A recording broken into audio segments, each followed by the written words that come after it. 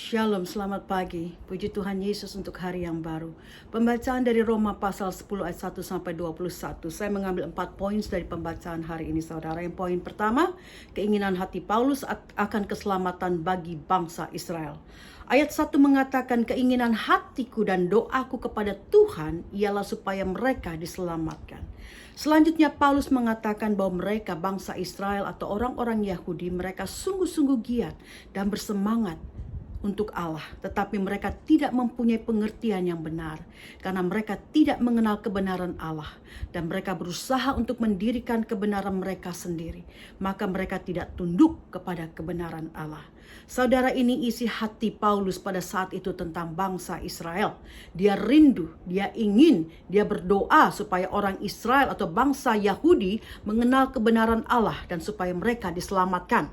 Sama dengan Paulus, saudara, ini juga kerinduan saya. Bukan saja untuk bangsa Israel, tapi juga untuk bangsa-bangsa di dunia. Saya rindu dan berdoa supaya setiap orang yang percaya kepada Yesus, setiap orang mau percaya kepada Yesus, dan mereka diselamatkan. Banyak kepercayaan yang mengajarkan untuk giat dan bersemangat dalam mengejar kebaikan dan kebajikan. Dan mereka sungguh-sungguh berfokus dan setia melakukan segala ritual-ritual yang mereka anggap dapat mendekatkan diri mereka kepada Allah mereka. Seperti bangsa Israel, mereka melakukannya dengan kebenaran mereka sendiri. Mereka mengira dengan menjadi orang baik dan memberi banyak sedekah, mereka bisa membeli keselamatan dari Allah mereka. Saudara, kita sebagai orang Kristen, kita sudah mengenal Yesus Kristus dan kebenaran di dalam Dia.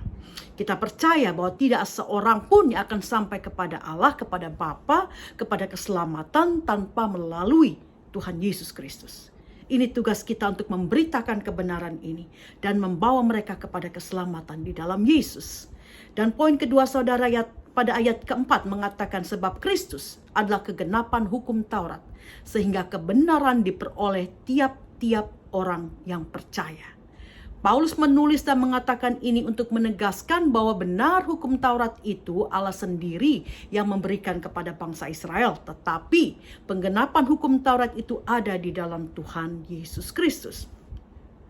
Kita tahu tidak ada seorang pun yang mampu melakukan seluruh hukum Taurat itu dengan sempurna.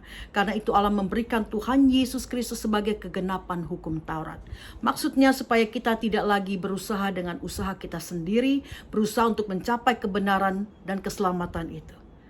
Tetapi dengan percaya saja kepada Yesus, maka kebenaran itu akan dinyatakan kepada kita dan akan memimpin kita kepada keselamatan di dalam Yesus kepada Allah.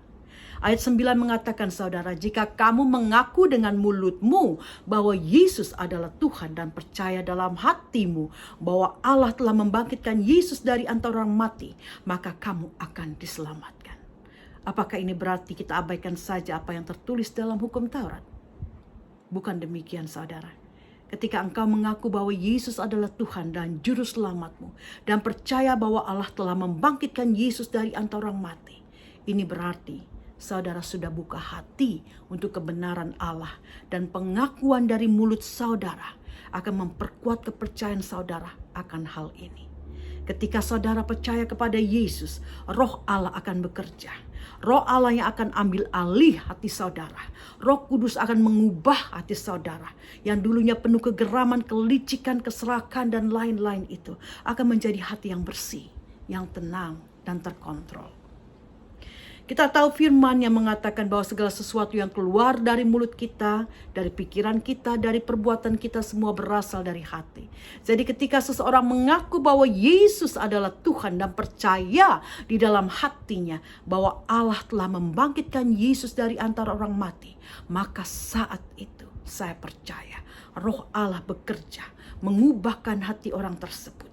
Jadi orang tersebut tidak lagi bergumul sendiri melawan keinginan dagingnya untuk mencuri, untuk berdusta, untuk menyembah berhala dan lain-lain. Tetapi roh yang ada di dalam dia akan mengingatkan dia dan membantu dia untuk dapat menguasai keinginan dagingnya itu.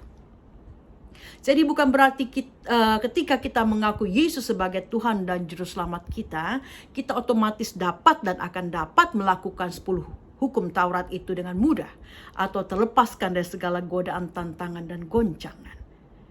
Tetapi Roh Allah yang ada di dalam kita ketika kita mengaku Yesus sebagai Tuhan dan Juru Selamat kita, Ia Roh Kudus akan memimpin kita, menguatkan kita, dan memampukan kita untuk hidup dalam kebenaran Allah yang akhirnya membawa kita kepada keselamatan yang kekal.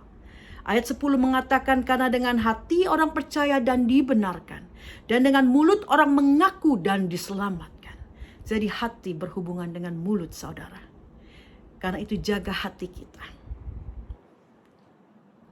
Iman yang di dalam hati kita berhubungan dengan pengakuan dan perkataan yang keluar dari mulut kita.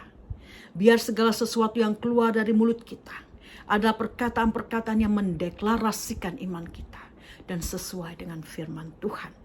Poin ketiga, saudara, ayat 13 mengatakan, sebab barang siapa yang berseru kepada nama Tuhan akan diselamatkan.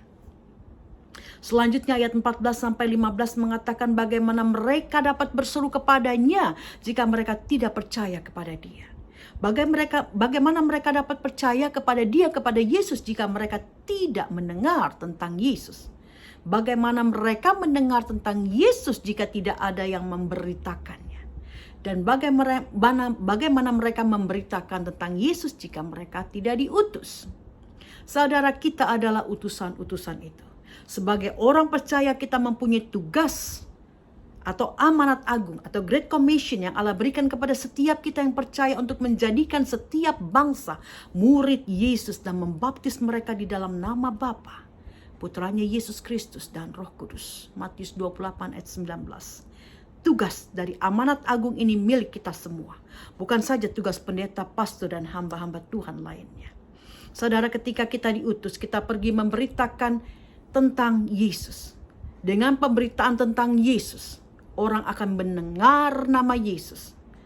Dengan mendengar nama Yesus dan kuasa di dalam nama itu, orang akan percaya. Ketika mereka percaya, mereka akan berseru kepada Dia. Dan ketika mereka berseru kepada Yesus, ayat 13 mengatakan, mereka yang berseru kepada nama Tuhan akan diselamatkan. Berseru kepada nama Yesus bukannya cuma teriak atau memanggil nama Yesus ketika saudara dalam kesesakan, kesusahan, atau pergumulan. Berseru kepada Yesus di sini juga bukan berarti memanggil nama Yesus asal-asal saja. Yesus, Yesus, seperti itu, saudara. Tetapi berseru kepada Yesus adalah memanggil Dia, mengandalkan Dia dalam segala situasi hidup kita, menjadi saksinya dalam perkataan dan perbuatan kita, baik dalam senang atau dalam susah. Firman di Matius 7 ayat 21 mengatakan, bukan setiap orang yang berseru kepadaku Tuhan, Tuhan, yang akan masuk dalam kerajaan surga, melainkan dia yang melakukan kehendak Bapakku yang di surga. Jadi berseru ada connection, ada hubungan dengan melakukan. Jadi jelas saudara, berseru bukan cuma panggil-panggil atau berseru-seru nama Yesus, tetapi percaya dan melakukan kehendak Allah. Poin 4 ayat 17 mengatakan, jika iman timbul dari pendengaran dan pendengaran oleh firman Kristus. Jadi saudara, penting kita mendengar firman Tuhan. Dari mendengar firman Tuhan maka iman itu timbul. Mendengar di sini bukan saja mendengar ketika orang membacakan firman atau berkhotbah, tetapi ketika kita membaca Alkitab pun kita harus mendengar, bukan saja membaca. Jadi mendengar di sini berarti memperhatikan, pay attention, dan juga menerima firman itu. Saudara, begitu banyak pilihan untuk ditonton dari channel-channel TV, Netflix, YouTube, dan lain-lain. Kita harus bisa memilih mana yang mau kita lihat dan dengar. Berita-berita yang menggelisahkan kita atau film-film yang cuma bikin kita takut, khawatir, atau juga benci, marah, dan membangkitkan segala perasaan emosional lain. Cuma karena dipermainkan oleh cerita-cerita fiktif, atau kita mau pilih yang lain saat teduh dengan Yesus, baca firman Tuhan, dengar, atau melakukan pujian-pujian kepada Dia. Saudara, tidak salah kita nonton film-film, tapi kita harus juga bisa selektif. Ada film-film kisah nyata yang bisa kita ambil hikmahnya, itu juga bagus, saudara. Tetapi sebagai orang Kristen yang dewasa, mari kita gunakan waktu dan tubuh kita, termasuk mata kita, telinga kita, mulut kita, dengan bijaksana menjelang hari Tuhan yang semakin mendekat. Mari kita dengar firman Tuhan lebih banyak lagi, supaya iman kita semakin diperkuat. Berikan waktu untuk mendengar firman Tuhan saudara. Jangan cuma klik-klik like atau kasih heart begitu ya. Tapi didengarkan. Dengan iman kita kepada Yesus, kita akan mampu menanggung segala perkara. Dalam segala keadaan yang tidak baik, kita akan tetap mengucap syukur. Dalam segala tekanan dan penindasan, kita akan tetap bisa bertahan dan mengampuni. Jadi ingat 4 poin hari ini yang kita ambil dari pembacaan di Roma pasal 10. Yang pertama tentang keinginan hati Paulus akan keselamatan bagi bangsa Israel.